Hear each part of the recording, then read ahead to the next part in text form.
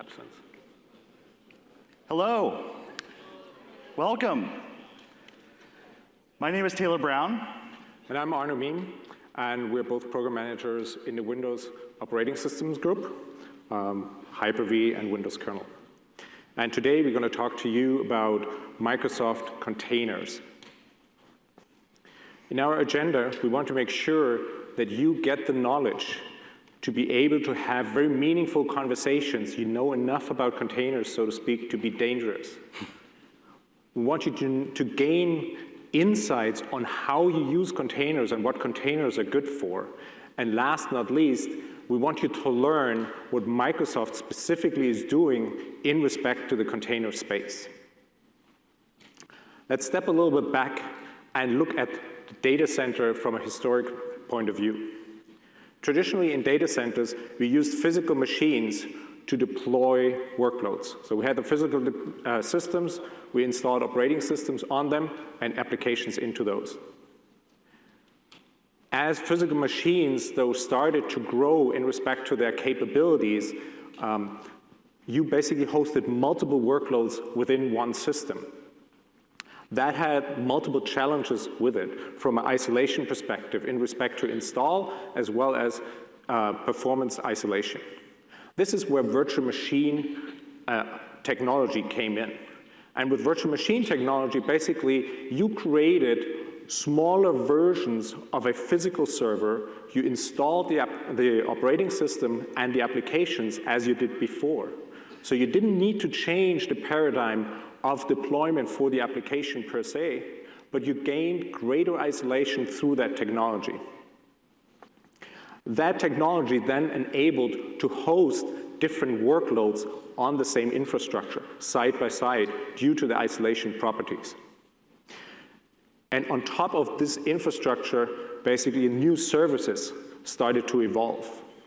It's basically started out with IaaS, and IaaS is essentially virtual machines that are hosted.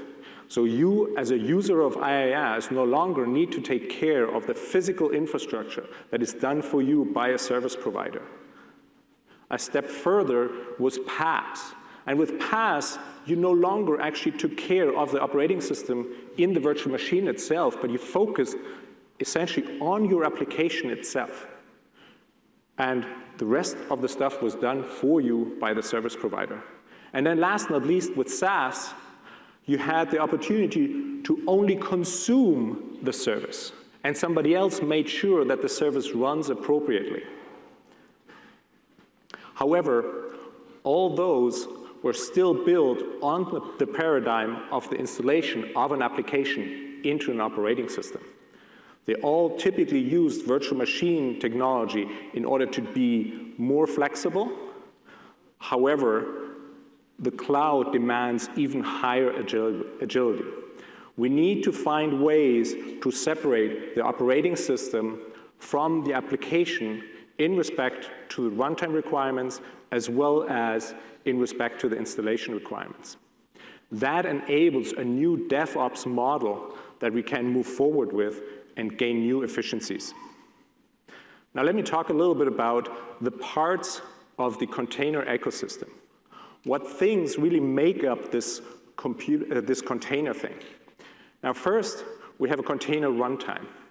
And the container runtime is really the isolation boundary that you have provided by the operating system itself. And that is true for Windows and it is true for Linux as well. And within that boundary, you run a view of the operating system and you run your application. In order to aggregate the functionality in such a container runtime, you use an image layer system. You typically start out with an operating system, and on top of that, you layer functionality. And that functionality is captured in something that we call images. And by doing so, you create a very, very flexible system where you have a base and then you have, so to speak, Lego blocks you just put on top in order to aggregate what you need in order to run your application or fulfill your scenario. Now, because you have those very self-contained images, you are actually able to share them among multiple parties. And that's where an image repository comes in. Those individual images are immutable. They do not change. They do not change when a container uses them. And so multiple containers can actually refer to the same image in a very, very efficient manner. Let me dive a little bit into the container runtime and the differences that you see between a physical install, a virtual machine install, and a container install, in quotes, of applications. So let's start out. We have here a physical system. We traditionally install our operating system on top of that. And then we would install our applications in there. As soon as you install the application actually into the operating system, from a management perspective, those applications typically become almost a part of the operating system. It's one big blob. And what we did in the past is we took this and generalized it and used that as a golden image that then could be replicated across the hardware, right? Now, what does it look like when we do that in a virtual machine? As I said in my introduction before, in a virtual machine, we basically replicate what you had on the physical side. So we have no longer physical hardware, but we have now virtual hardware as depicted here in this top layer. On top of that virtual hardware, we again run a standard operating system.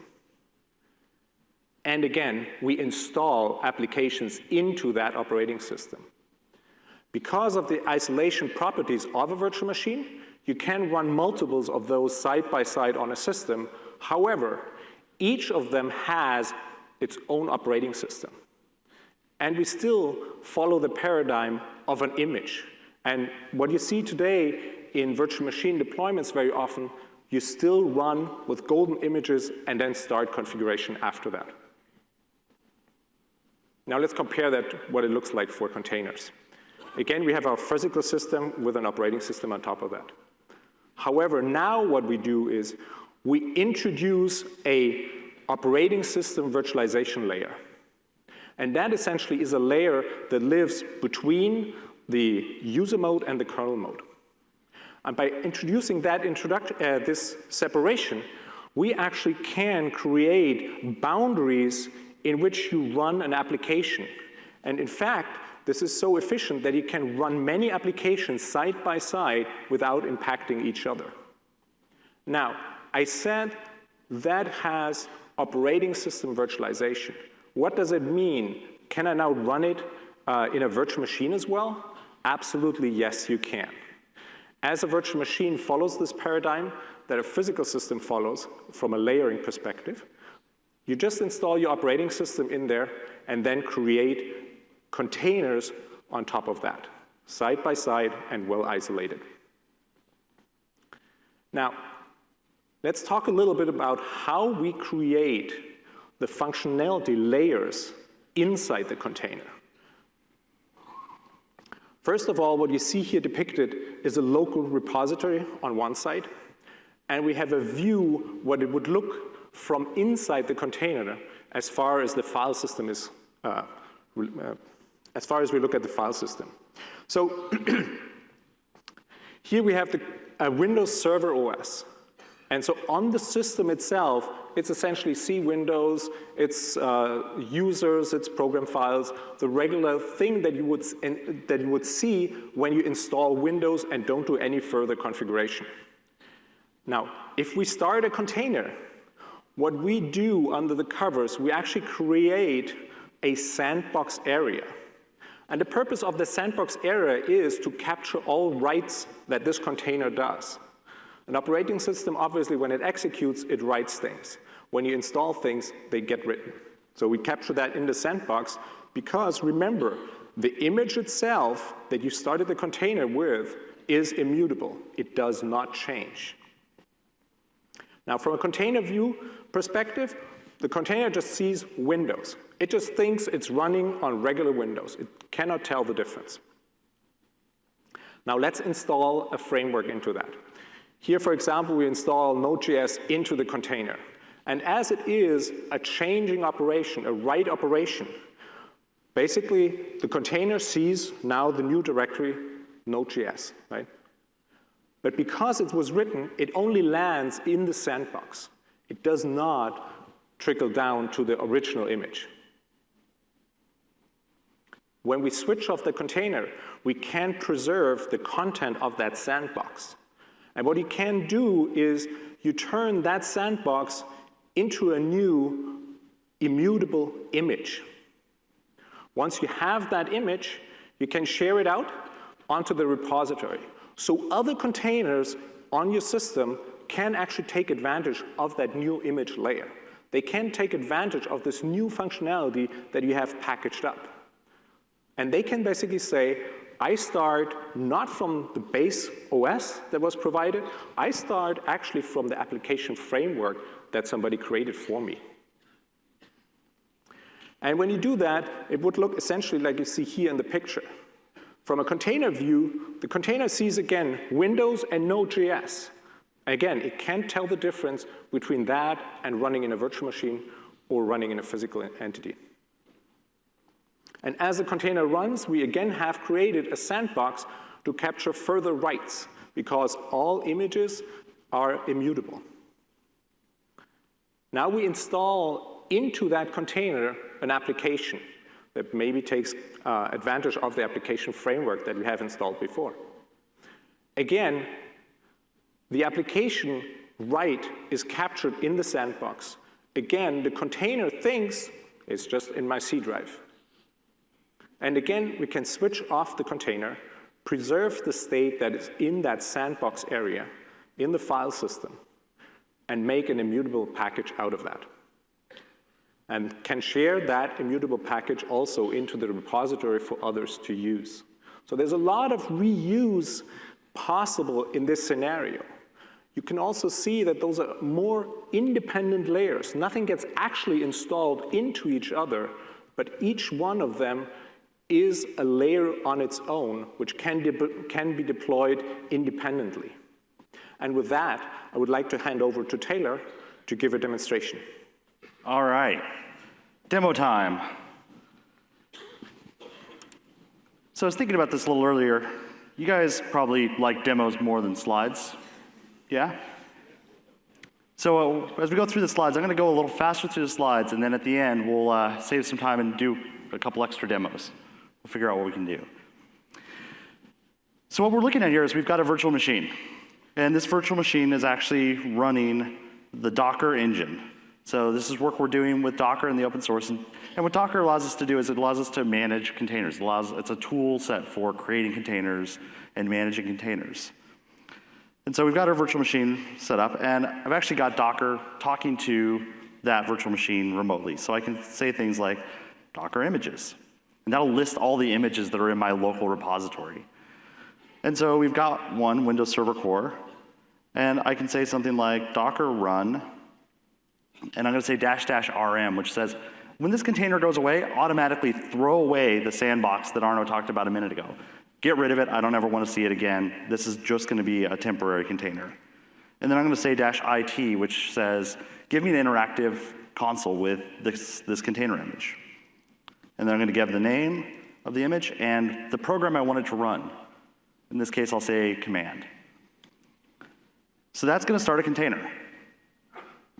In just a second here, we'll have a new instance, a new view of Windows running from within this virtual machine. There we go. Who's ever seen Windows start that fast? Yeah? So we've got our container host, right? And we can look at it and it's running version 10060 of Windows, and we can see the containers doing the same thing. And the actual machine that I'm running on is running a different build, because these are all completely isolated views. This container is its own view on the operating system. I can do directory listings. I can do something like delete, right? It's gone. I can come down and say Docker run.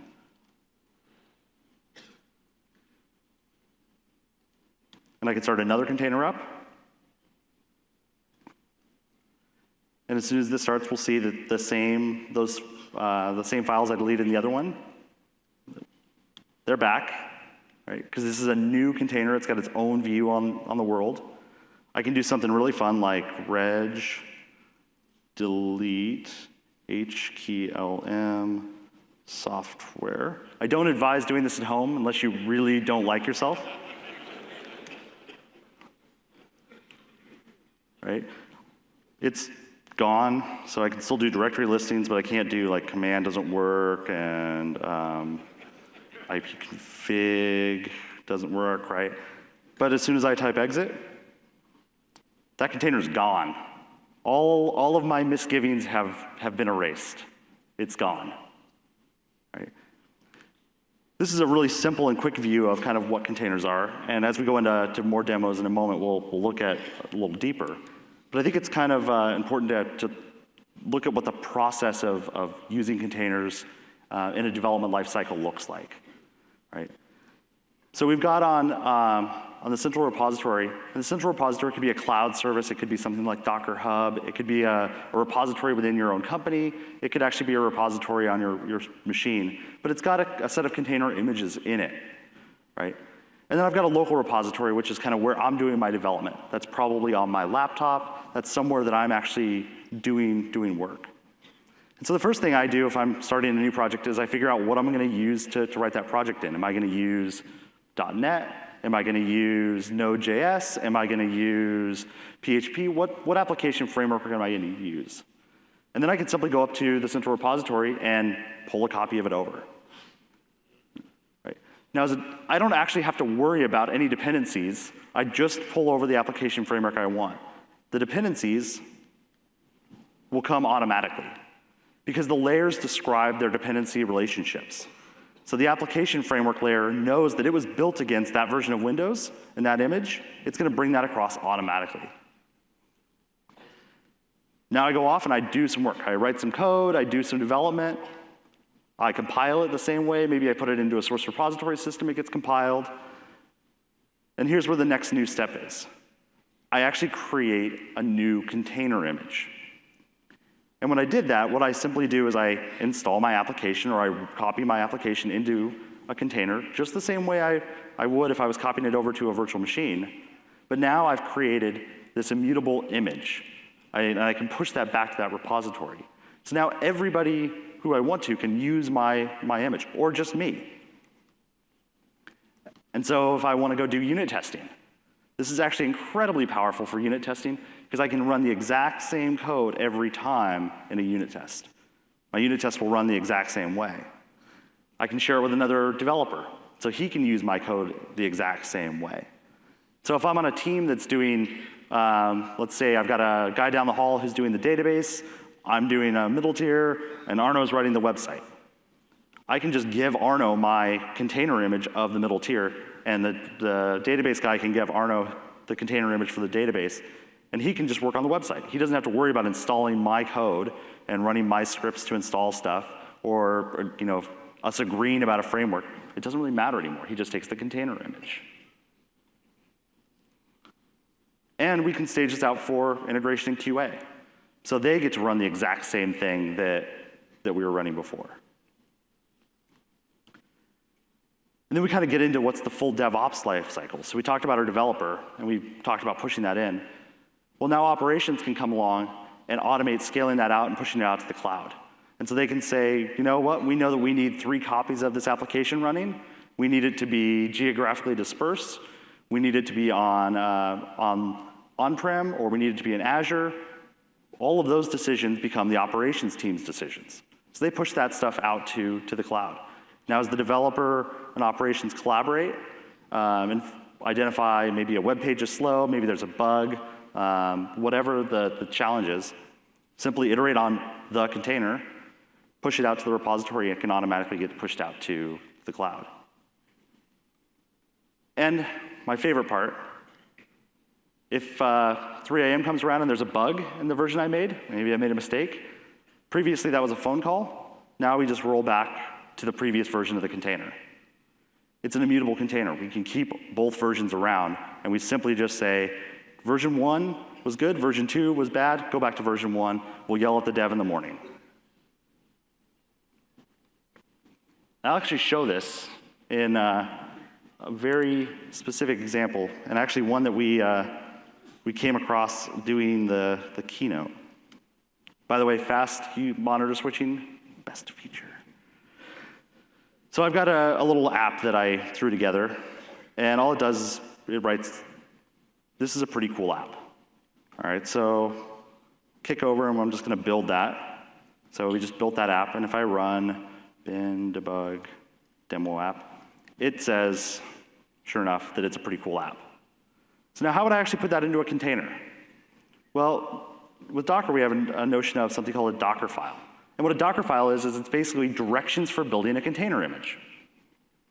So I start off and it says from Windows Server Core, right? Just like we did Docker run Windows Server Core a minute ago, it's saying the same thing, start from Windows Server Core. That's our operating system container image. Then I've got a direction workdir / that just says, don't go to C Windows System 32, just use C:. Straightforward enough. And then I'm going to copy everything from the bin debug folder into the container, into a folder called demo app, right? And that's what this copy line does. And then I'm simply saying, by default, the command you're going to run is demoapp.exe. That's the command that I want you to run whenever this container starts. And then I just do docker build -t, which says make me a tag, and we'll call this demo app version 1. There. And so this is off building my container image. So it's starting from Windows Server Core, it's at the working directory, it copied this stuff across, and it set the command to run as my demo app. And so if I do a Docker images now, we see our demo app image, all right? And now if we run it, this time I don't have to specify a command because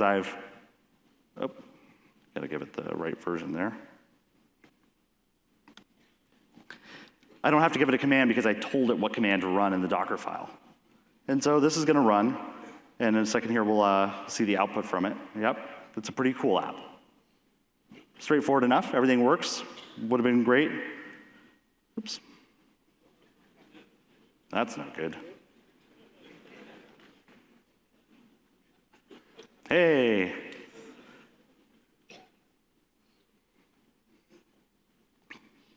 All right.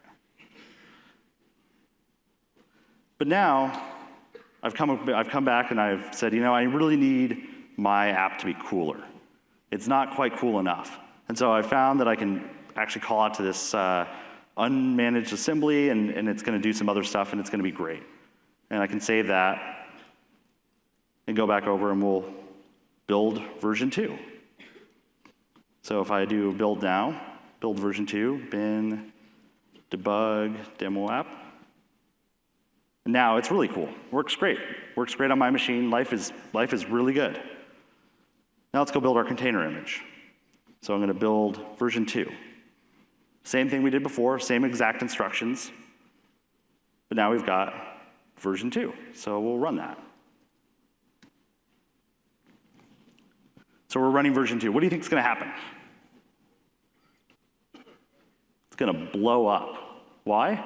Because that DLL is part of Visual Studio. That DLL is installed as part of installing Visual Studio. My server doesn't have Visual Studio on it, so it doesn't work. And this example came from building the keynote for Build. We were building this really complex website, and the Visual Studio team had done all this stuff, and it was great and wonderful, and it was running everywhere, and things were happy. Then we moved it into a container the first time, and it blew up just like this. And the first thing I got is, there's a problem with the containers. And so we started debugging it, and it turned out no. There was some code in the website was p-invoking into that DLL. And everywhere else they were running it, they had Visual Studio installed because that's what you use for demoing stuff. Not in the container. So it's actually a totally real example of where if we had pushed that actually into production, the whole website would have broken. But not with containers because we're running in the same environment. Now, I can still just simply go back to version 1 because I have that container image sitting there. It's still the same container image that it was a few minutes ago. It still writes this is a pretty cool app. It's not really cool, but at least it works. right? This is some of the power that we have with containers.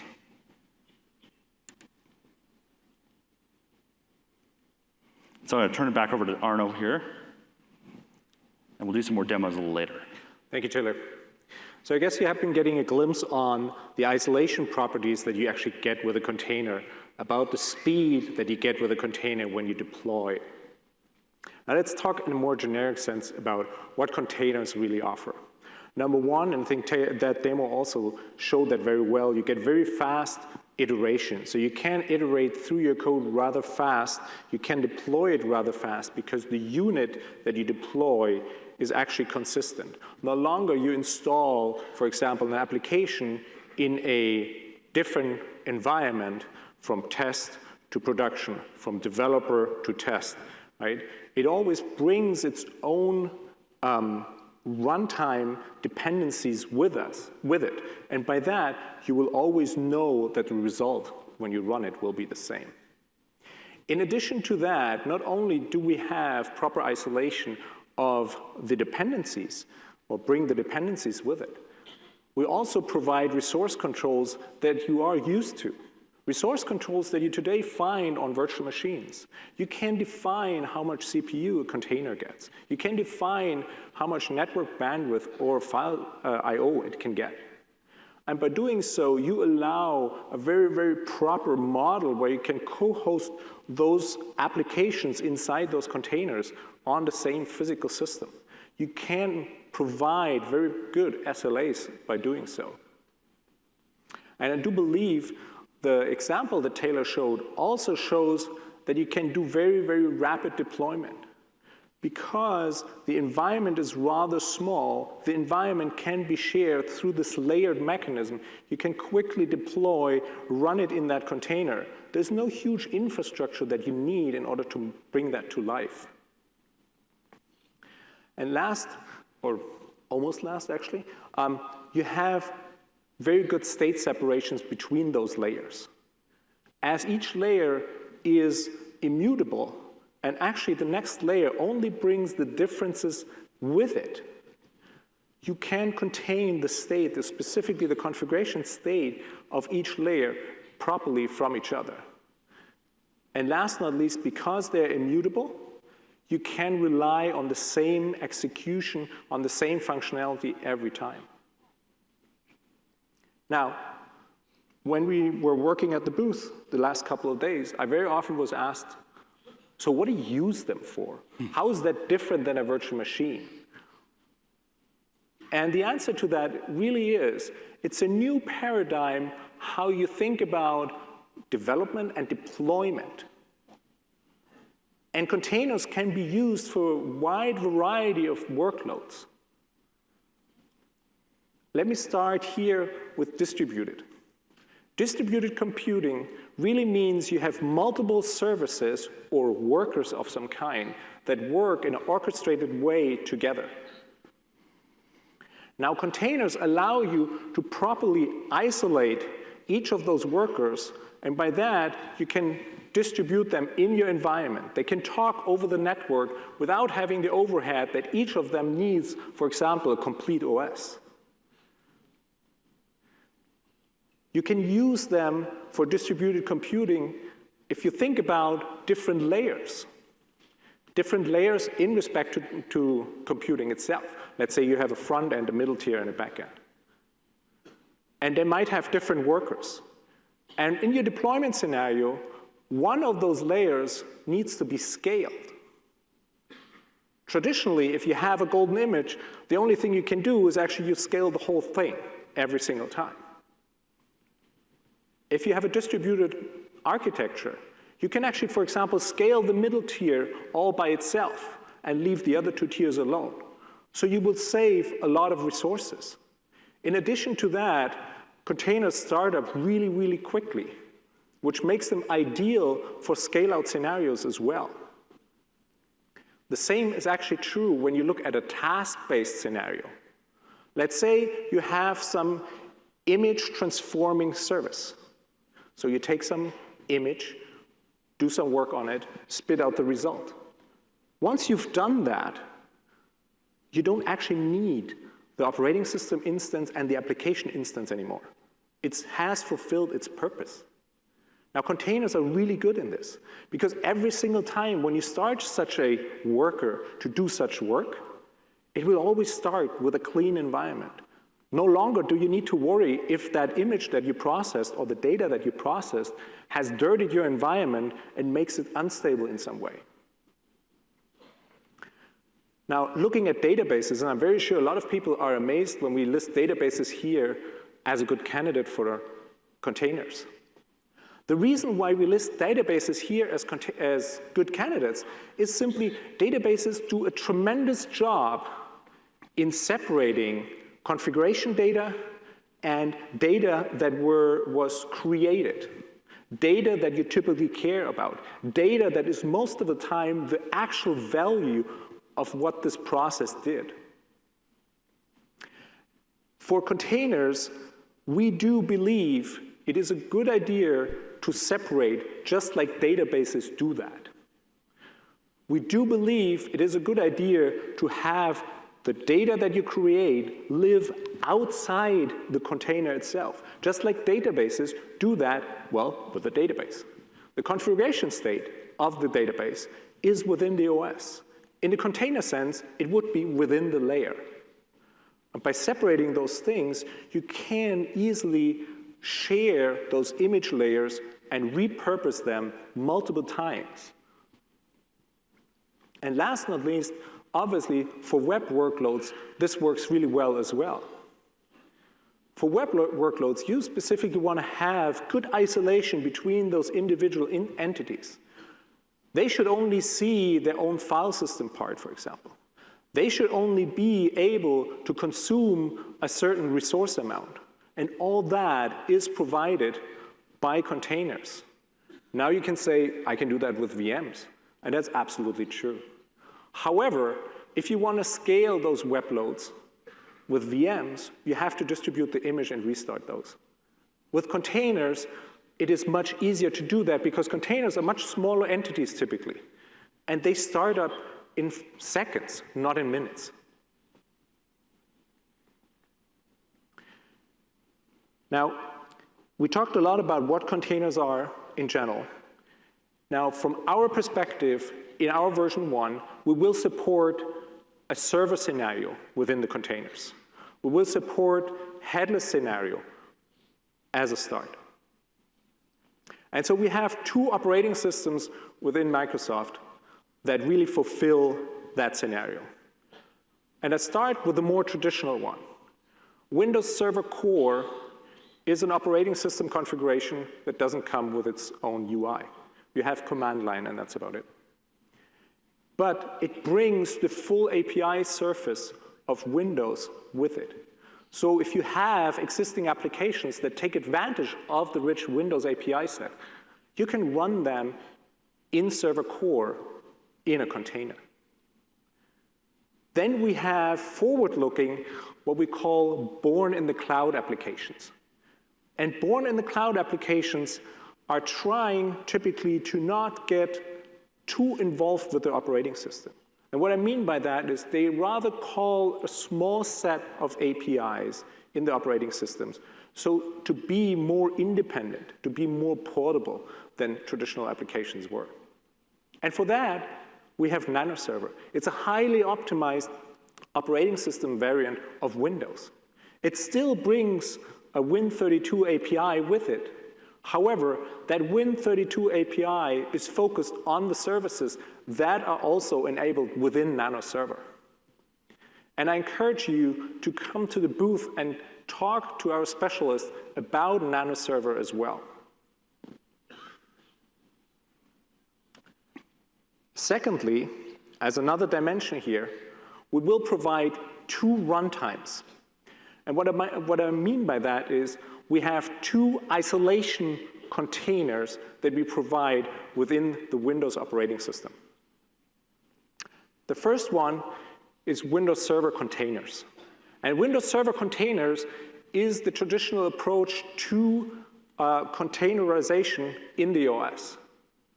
As I depicted before, it uses a shared kernel model and then individual containers that are really living in the user mode.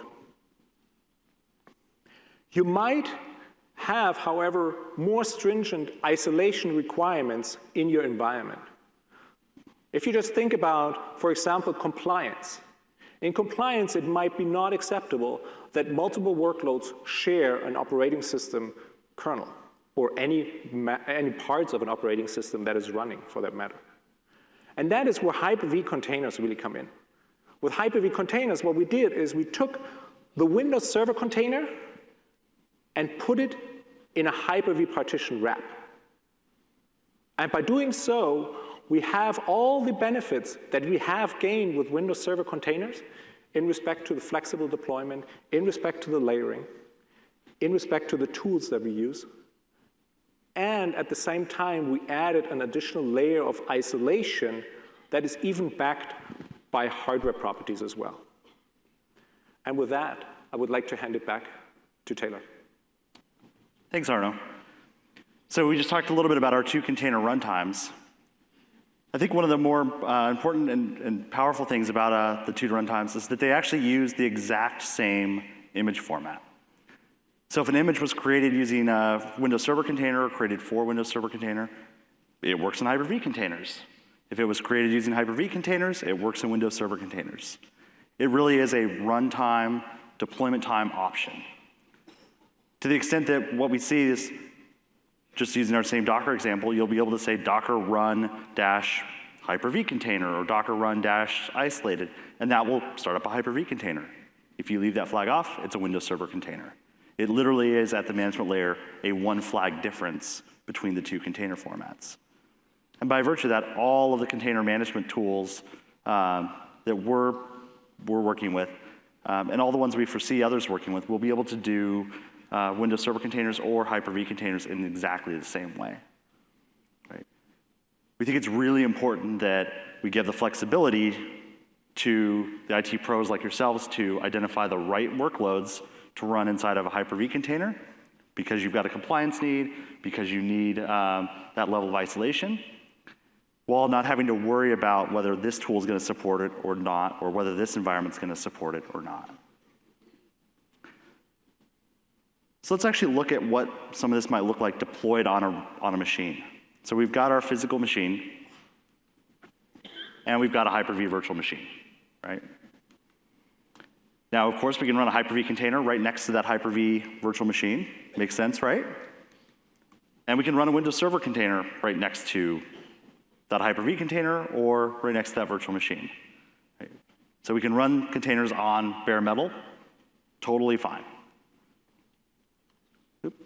Now, the Hyper-V virtual machine and the Hyper-V container, those require that we have the Hyper-V hypervisor present. Right? Those technologies both take advantage of Hyper-V. Make sense?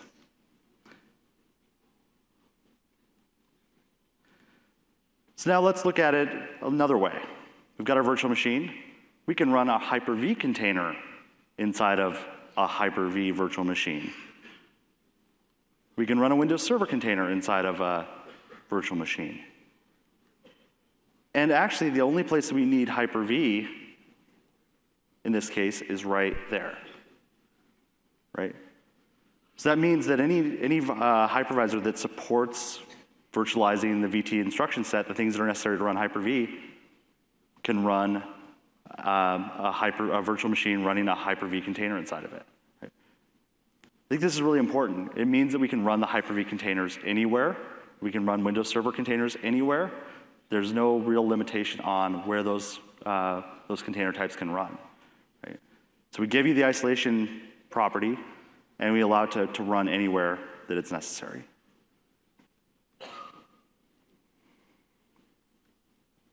Our real goal with a lot of this work was to bring the right tools to you. So we've got our cloud. You guys should be well versed in the Azure and on-premise and service provider offerings that we have with Azure Stack and all of the great things we've been talking about this week. And then we've got our choice of container technologies, right? We can run Windows Server containers, we can run Hyper-V containers, and we can run Linux containers in all of these clouds, right? You can go to Azure today and get a Docker image out of the gallery straight away and start running Linux containers go nuts. Tomorrow, you'll be able to get a Windows Server container image out of that as well. Not literally tomorrow, but soon. And we give you a choice of container management. We're working in the open source with the Docker community to bring Docker to all of these. And at the same time, we're going to have a Windows PowerShell in-box experience for the folks who want to use PowerShell. And we expect that there's going to be many other container management solutions that come around, and we're going to work with them as well. Right? It really is a matter of you guys use the tools that work best in your environment, whatever those tools are. And then for our development friends, we've already demonstrated Visual Studio integration at Build. So you can actually right-click right on a web property and say publish, and it'll publish to a Linux container. That same functionality is going to work for Windows containers, as well as Eclipse has integration with Docker already. And by virtue of us working with the Docker ecosystem, we're going to gain that same functionality natively in Docker. And of course, all of these work with whatever different programming languages you want to use, whether that's .NET, whether that's C or C++, Win32 applications, Go, all the different application platforms that Windows supports. And as well, we've got tools like Service Fabric. Now, Service Fabric allows you to just write your application, and we'll take care of running it in the right technology. And as we bring containers in, Service Fabric will use containers to run certain parts of the workloads in. The workloads that need to be run in a container, they'll run them in a container. They'll take care of it for you. Of course, there's also virtual machines. We're not getting rid of virtual machines. They're not going away tomorrow. There's a huge amount of things that virtual machines are the right tool for the job. And they're going to continue to be that way. And then, of course, we have containers. And so really what we're trying to say is we're giving you more tools in your toolbox. Service Fabric is a new tool in the toolbox. Containers are a new tool in the toolbox. We have our existing tools from the toolbox. We have virtual machines, and we have our clouds. And so it's really enabling you to use whatever tools are best in your toolbox. And I think it's also very important to understand that containers are really a new way of deploying applications. And I said before, they're a new way of developing applications as well. However, it doesn't mean that you have to write an application for a container. There is no SDK. You write and continue to write an application towards Windows. Your target is Windows. The only difference is how you package that functionality inside in order to distribute it and deploy it. Right? Now, that's very important that this is just a small set of languages and frameworks that we will support. Essentially, we will support just simply Windows, existing applications and new applications. Also, what is not listed on here, just like virtual machines won't go away, even though there are scenarios where you want to have physical deployments as well. It's just another tool set that you have available to make the most out of your infrastructure according to your needs at the given situation. A couple more slides and we got more demos. Yeah. So we hope with this overview, you gained some insight on what we think about containers, what we do about containers. You gain some insights of where containers are appropriate. For example, because of the abstraction layer that we do, you don't want to use containers if you need access to physical devices, right? Just like a virtual machine is not appropriate for that. I hope you learned that we provide you a wide range of options in order to cover your scenarios.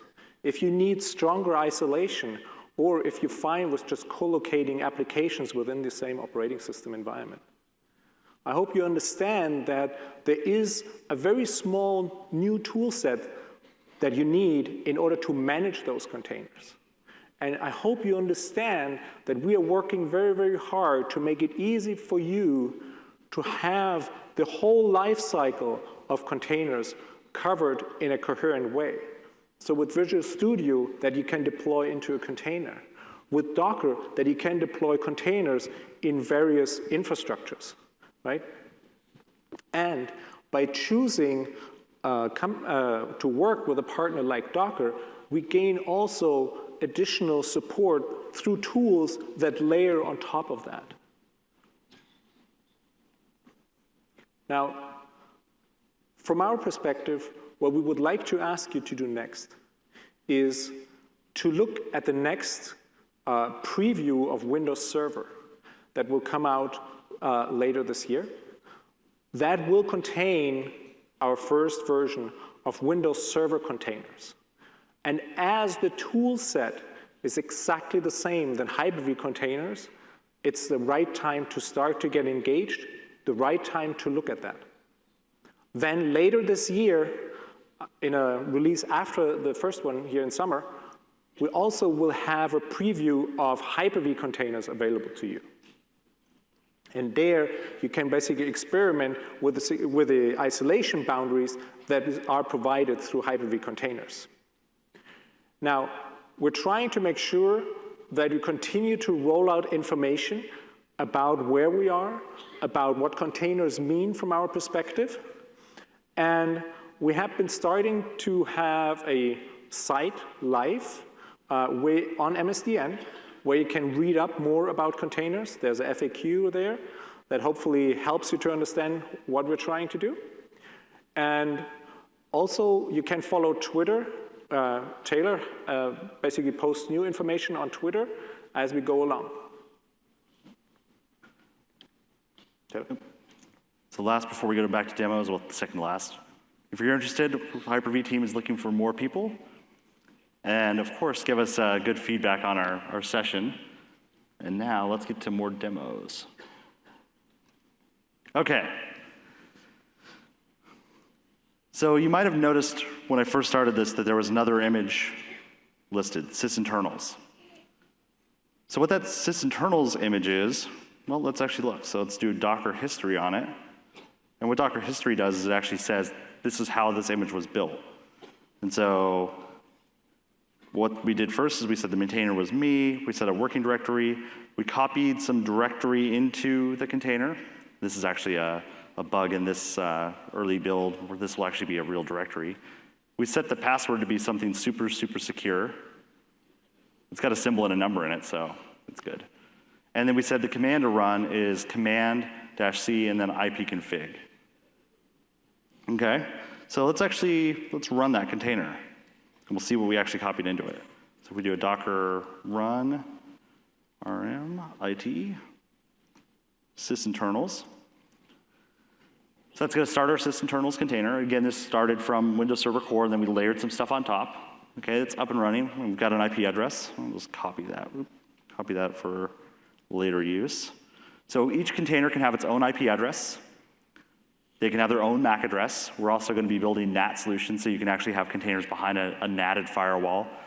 So as you're starting them up, they can each have their own port. Let's see what we have in this container. Oh, we've got the sysinternals suite.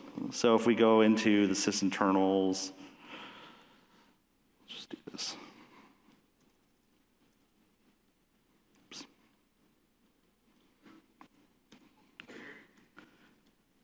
We've got all of our sysinternals tools. But if we try to run something like Process Explorer, not going to do a whole lot, right? It needs a UI. That's a UI tool. Right? We said, like, nah, containers and UI, not such a great thing. But we do know that there are cases, especially with legacy applications, where you need to be able to interact to just get it installed and configured. So what we can do is we can connect to the container. So I wrote a little tool that just wraps terminal services, just wraps the MSTSC, and I'm just connecting to the IP address of that container. And this takes a minute here because I've got a little bit of a slow network. So there we go. We're actually terminal served into a container. That's pretty cool, right? Yeah?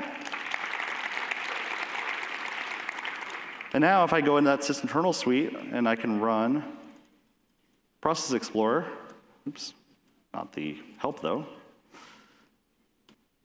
and I can accept the EULA, right? But this is a very real thing, right? A lot of installers still need to have you hit next, next, next through before they actually work remotely. Now we've got Process Explorer up and running. And this looks very much just like any instance of Windows you'd ever see, right? We've got a system process, we've got interrupts running, we've got all these things kind of going on, right? What's really neat, though, is if we go look at Task Manager, and we look at the details here,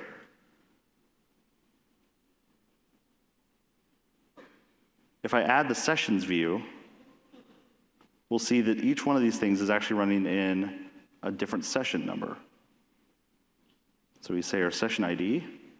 So we see session ID 14 and session ID 15. What's actually happened is that we virtualize the session ID, so each container kind of has its own session entries. Now session ID 0, these are the things that are being shared from the container host. So the session manager, well, you probably only want to have one of those. Makes sense. System, right? The NT kernel and the system. That's shared across all the containers running on that container host. The idle processes and the interrupts, shared across all of them. But then all these other things, 14s, these are all per container applications and services. So, yep, we've got services running. We've got LASSS. We've got this CSRSS. Each container has their own copy of that running. And the interesting thing about that is we started Task Manager as well, the system internal tools, within the container. And so those tools actually only have the view of what is within the container. So you get a very, very strong isolation boundary. If you run the same tools outside the container, you would actually have, in contrast to that, a global view. So you can see actually all processes that are running on the system. Yeah, and so here we are in the container host. And so if I go do the same thing, I look at the session ID. So we've got our session ID 0 stuff, fine. Session ID 2, session ID 14. So there's all the things that are running in that container.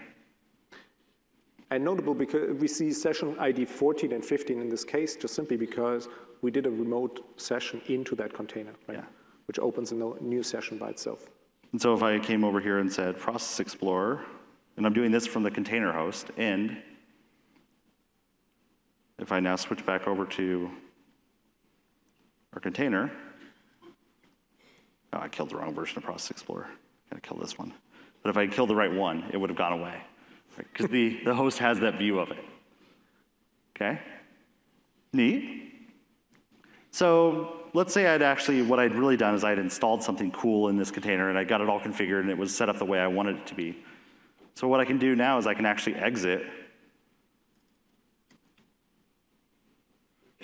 except I specified RM. So I've thrown away the sandbox. What I was going to do is do a commit. Well, let's do another one.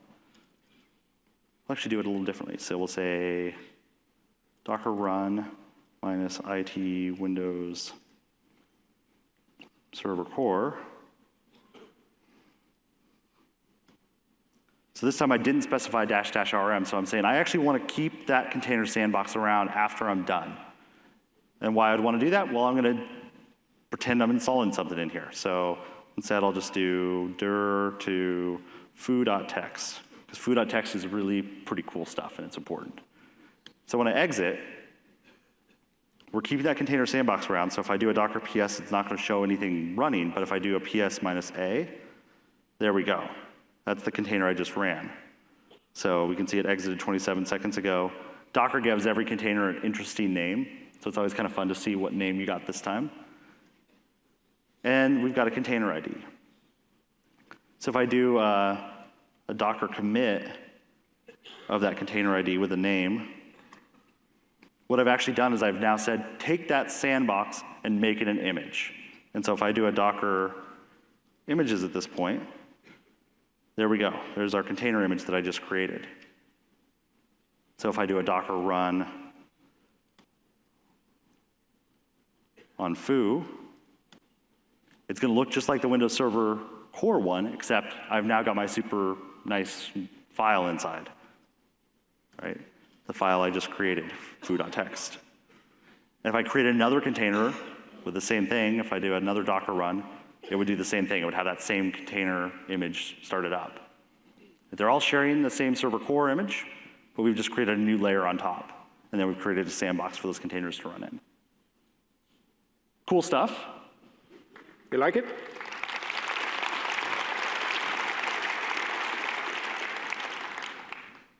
And again, each container has its own IP address. They've got their own name. So if I do a set computer name, it's got an auto-assigned name. And we'll allow that name to be specified as a redirect. One of the questions we keep getting, we get a lot is, what about Active Directory? Can I join a container to Active Directory? Well, joining a container itself to Active Directory is kind of a weird thing to do. Because just like I created that container image, if I joined it to the domain and created an image and then started up 3 of them, I just started up 3 duplicate machines on the network. And we know from VMs that that generally doesn't go over very well, right? But what I can do is I can do things like a net use. So I can use domain credentials within the container against other machines, right? Often what people are doing for authentication with containers is they're actually using certificates. So they're putting a certificate in when the containers are started so that they all have a way of communicating with each other securely. But if that container was to get lost, that image was to go somewhere else, yeah, they don't have the certificate, so no problem, no harm, no foul. And what's also important, the way we achieve that those containers actually start up very quickly, despite the fact that they always start from a clean image, is that the information that Taylor was referring to, like the computer name, like potentially if you want to have a static IP address, those things we just simply inject into the container at startup time. There is no setup process that the container goes through in order to come up. That's also very, very different from Windows traditionally. Yep. And so we'll be able to do things like expose directories into containers. So I can do things like, say I want the C drive at folder foobar to be mapped into this container's view. That's how we do things like databases, right? So we can separate the state away from them. Now it's going to be your job if you want to remove that container image somewhere to copy the files with it, but that's how you enable stateful applications with containers, or you use the network to copy, to direct the database over to a file share.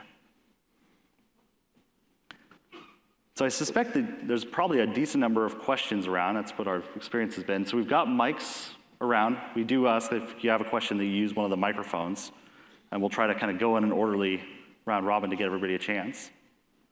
And we'll leave this up, so if you have questions, you want to see stuff, we'll try it out. Yeah? Can you show the size of these containers? Can I show the size of the container? I don't have a real good way to show the density, the memory usage of a container right now. I can't think of one offhand. Yeah. So actually in respect to the hard drive, if you remember that we use those images that containers share. So those images are in a repository, and when you start up a container, we actually only refer to those files. We never actually duplicate them because they're read-only copies. They're read-only files, right? They're immutable layers, and so there is no copy actually. The footprint that you have on a container is literally what you actually write to the system, the new state that you create. And that is largely also true in respect to the memory footprint. So just like with virtual machines, you have to be a little bit careful when you ask, or about the context when you ask, how big is a virtual machine? How big is a container? Because it really depends what you run in there. If you have a large framework, your container will be way bigger. Your container will take longer to start, right? So that's something to keep in mind. Yeah. Another question is, like the virtual machines, we are able to make them highly available, disaster level. How to do that with container? Like if the host of the container is dead. Yes. So when I talked about containers before and how we think about structuring containers from where data resides, ideally you want to have data living outside the container realm itself. Now, that could be on the local host, or that could be somewhere remote within your network. And that really also, again, depends on your workload, what the right solution there is. Containers per se, we don't have a plan to build availability technology into the container. Now, having said that, though, technology like the service fabric allows you to specify the amount of instances you want to have in a pool of a certain application, right? It gives you the chance to specify the availability requirements that you have, and then actually entities like the service fabric, they just will use containers at the back end. So it makes more sense to actually bubble that up and have that live in that layer instead of us implementing that at the lower level. Maybe using virtual machines and Hyper-V Yeah. make them. That's absolutely possible as well. And actually, if you look today in the cloud, typical deployment of containers, what happens is that people buy a virtual machine, start up a virtual machine in a cloud, and then they run Docker inside and basically subdivide that particular virtual machine with their containers, right? Okay, you're welcome. Question? Yeah. So, can you clarify what's actually running inside the container? I'm over here at number 1. Gotcha. I'm looking around. There's, I know. So, is a full Windows operating system image running inside each container? they have a view of the full, well, Windows Server Core or Nano Server operating system, yeah.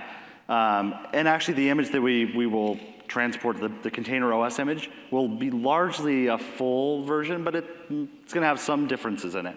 It's really meant for a container.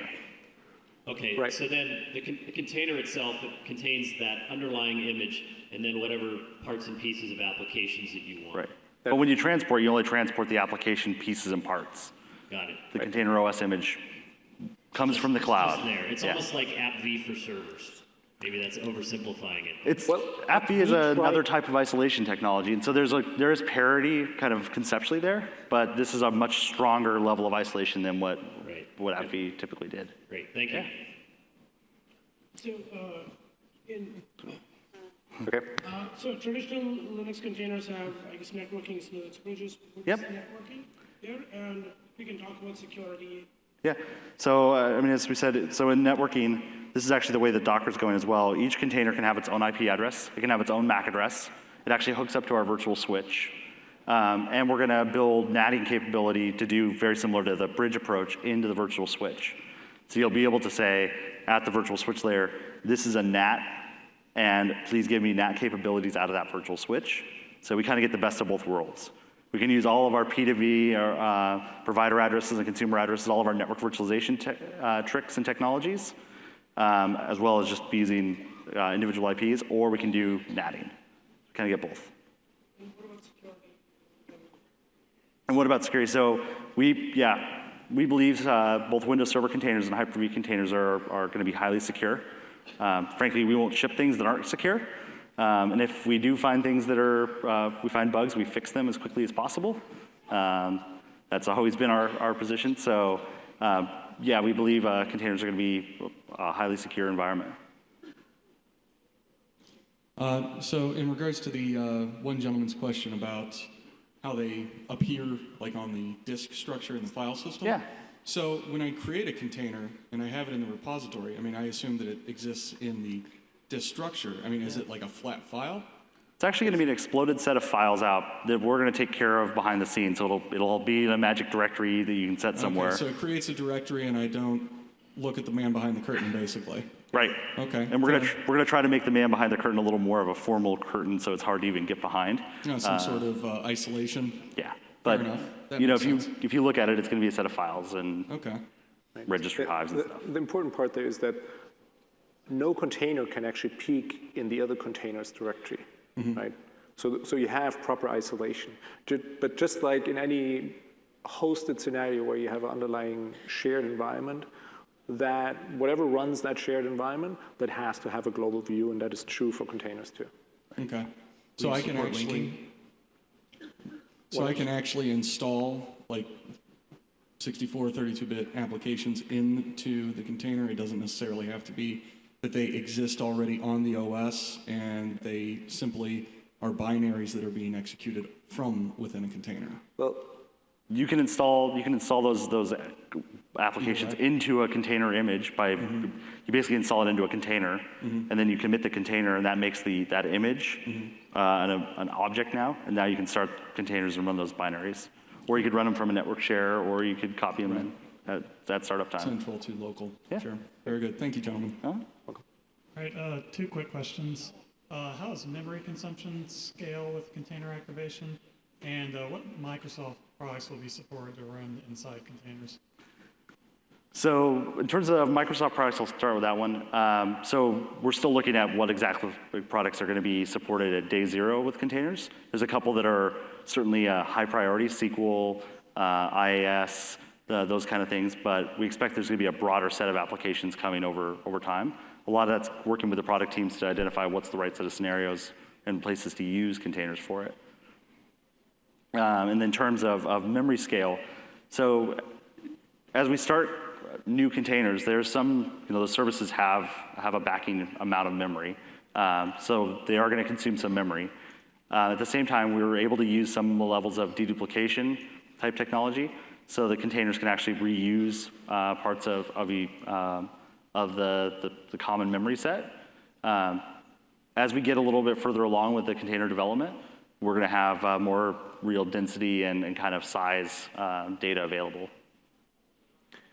but again, keep in mind, it's really workload dependent, right? So if you do comparisons between different environments, you essentially really need to run the same applications in order to make a meaningful comparison there. Question. Let's get him. He's All waiting right, for sorry, me. kind of eager. Kudos on the great work, guys. Thank you. Thank you. A couple registry-related questions. So will Windows-based images be on the Docker Hub?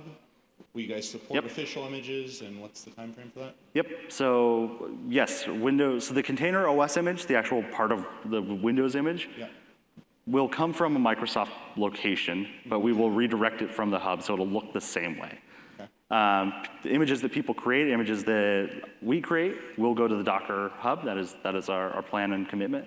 And so yeah, we will have them available there. We've actually already started the work with Docker to be able to differentiate between a Windows image and a Linux image. Especially when browsing from like the web or something. Yeah, well, and even locally. So if you're on a Windows machine, you say Docker pull, we don't want you to get a Linux image that doesn't work. That doesn't help anyone. And what's the time frame? So we'll have a preview this summer, and then we're going to continue going from there. It will be part of Windows Server 2016. Okay, great, thank you. Yeah. Question, can you cluster the containers, or what is the roadmap on that? So we don't cluster containers like we've traditionally done with virtual machines, like through failover clustering. You can cluster them in terms of orchestration tools like Docker Swarm or Mesosphere or Kubernetes, where you kind of create a cluster, a ring of things that activate containers in multiple instances. But it's not you don't model it the same way as a virtual machine where you really care about that one virtual machine. You care about the container image, you care about the ability to start another one, but the actual one that's running right now, if it has a problem, you just let it go and start a new one up. So can you create a resource, a cluster resource for a container and fail it and fail over? Or? No, not today. That may come, and really it's going to be feedback from folks like yourselves. If we get the feedback that that's what people really need and the scenarios work, then we'll figure out how to make it happen. So if we have production machines running on the containers and they're running on the underlying Windows host, if we have to patch this host and we have to reboot it, is there a way for containers to kind of vMotion itself to another host, or will everything go down? So ultimately, you can so with like Docker Swarm and all the orchestrators, you can say scale this host out, basically drain it out, and it will stop those container instances and start them up somewhere else. But still, there's a downtime on that. Yeah. Yes, but keep in mind that containers start very, very fast, right? It's very different than starting a complete OS image from scratch. And the other thing is architecturally, what you want to make sure is that you have what I talked about before, separation of data and container state. The data is the thing you care about. The container state, hopefully, you don't care so much about. And by doing so, you enable a much more flexible scenario where you can really subdivide your application in different layers and deploy it, distribute it in the environment. I do understand that doesn't necessarily apply to existing applications. For existing applications, what I think is the right thing to do is try to make sure that you can write your data to either a share of some kind or a location of some kind. And technically what you do, you configure your container that that location is actually outside of the realm of the container itself, be it on the physical host or being in the network. So there's somewhere. a possibility to connect, for example, SAN directly to a container? SAN, well, it depends. The answer there is depends, right? Conceptually, because it's OS virtualization, you actually don't want to have driver dependency all the way into the container, right? That should really stay in the host. And you should use abstractions like file shares or protocols like SMB to actually map things like that into the container. So if the SAN is connected to the host, the containers will see the space. Right. If you make it available to them. If you make them, if you tell them to. Yep. Can you talk about the patch management strategy for containers? Yeah. So let's assume the hardest part of the worst case is that you have to patch the container OS image. And so if you patch the container OS image, then you actually need to rebuild the container images that live on top of that. And that's where the tooling like the Docker file comes into play. Because that's really the instructions on how to build a container image again. So you create those instead of just manually creating a container image. And so if you do have to do that, you just simply run a Docker build again and re-push those into the repository, and you've got a new set of container images to push out. Make sense? Yeah, thank you. Yeah. Okay, I think. Hi, I'm Jeff Leeson from YP. I actually have two questions. The Sure. first one is you mentioned Kubernetes. Yeah. And that's actually, one of my questions was around orchestration of the resources. Obviously there's, we have existing tools, Virtual Machine Manager, Azure, et cetera, to be able to allocate tools, provision these microservices, and orchestrate them. Do you guys have any specific plans or thoughts to integrate into existing open source communities that are already doing that, or Yes. tacking on that feature and functionality into other System Center products or Azure products? So we've actually already been working with Kubernetes and Mesosphere and Docker with Docker Swarm. So we've already got those three that we've been working with, and we're going to continue to work with them. We conceivably will do some integration with other parts of Microsoft products. That's probably going to happen. But we certainly are going to continue to work with the open source communities.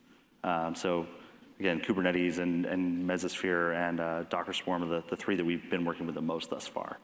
But if there's one you think you'd like us to be thinking about or looking at, shoot me an email, let me know, because Mesos, Marathon, Zookeeper, those are all the ones we're deploying. So say the right ones. Marathon is another one that was on the list as well to start working with, yeah.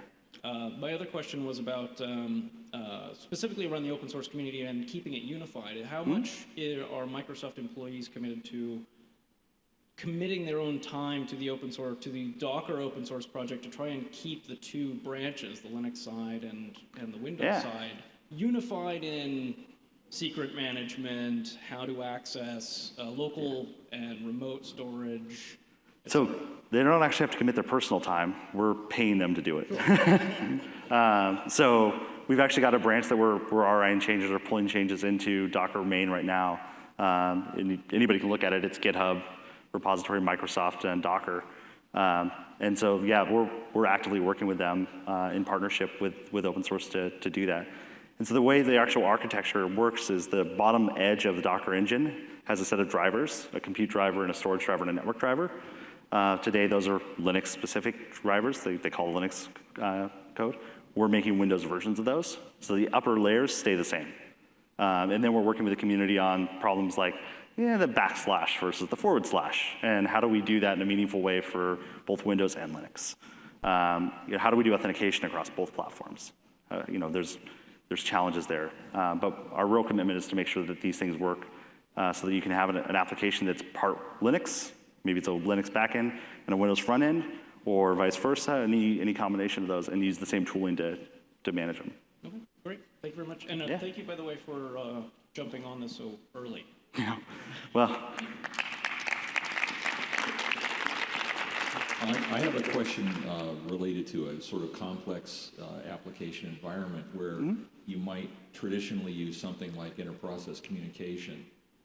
If you have one container which represents one app environment and another container which represents a different app environment, is there any way that you can emulate what would normally be used as inter-process communications to make them aware of each other and potentially share information, data, state? so we generally look at networking as the main way to communicate across containers.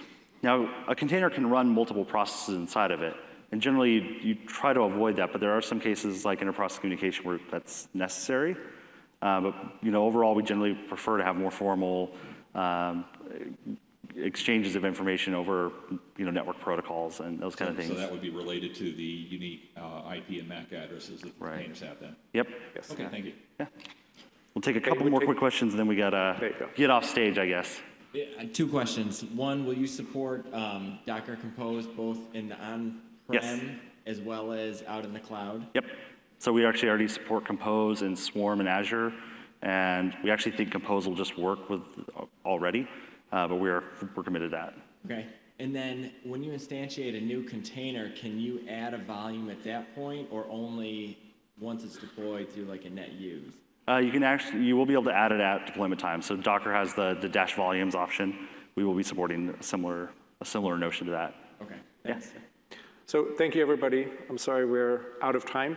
We're going to be available at the booth to answer further questions. Thank you very much for coming here. Thanks for giving you your time.